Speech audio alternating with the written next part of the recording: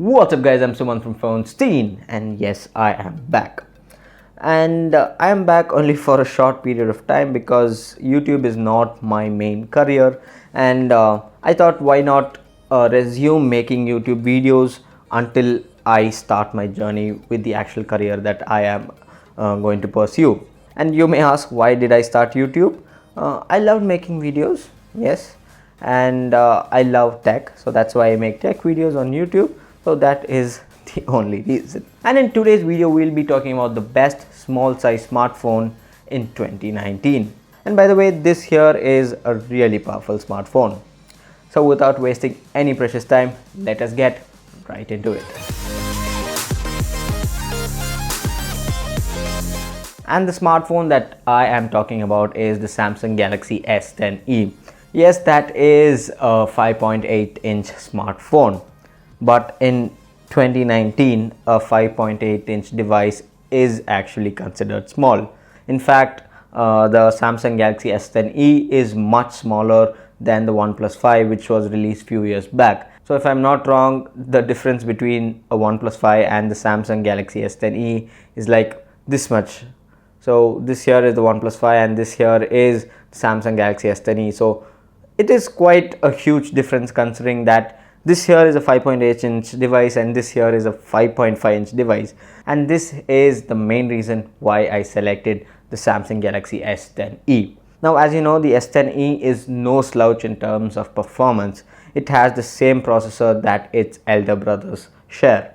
Now, this runs on an Exynos chip, which is an octa-core processor, and it is really powerful. It comes with 6 or 8 gig RAM variants, and I think the 6 will be a really good sweet spot for many, because considering the price, if you jump to the 8 gig variant, then it is going to cost a lot. But with the 6 gig RAM option and also the powerful processor, I think the performance is going to be really good.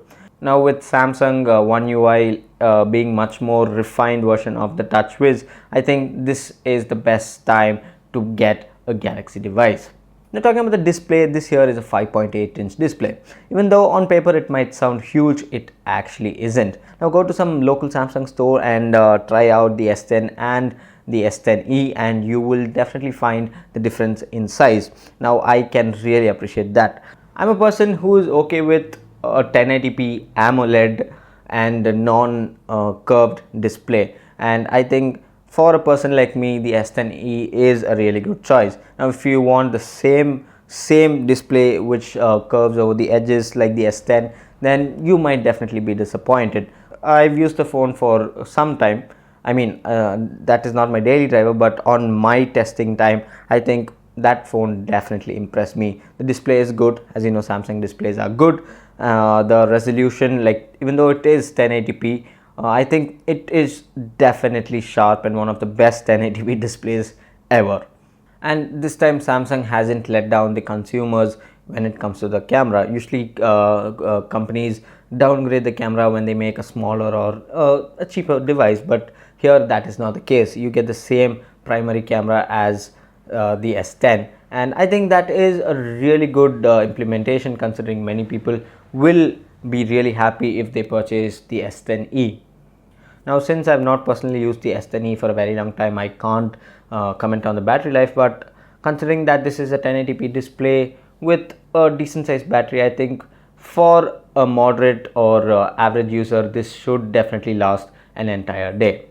Now, before talking about the price, I want to say that this smartphone is definitely a good purchase. I won't say it is a value purchase, but is a good purchase.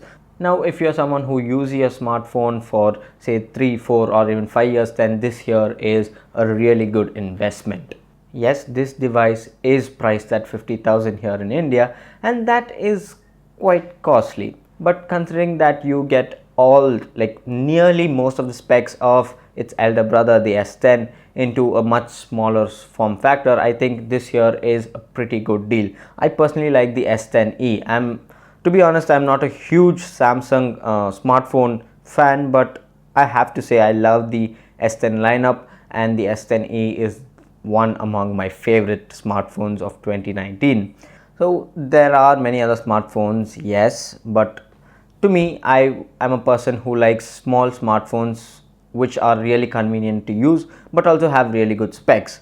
Now, if OnePlus made a smaller smartphone, maybe a 5.8-inch device, I would definitely buy it because I know OnePlus devices will serve really well in the longer run, and I am sure the S10e will also do that.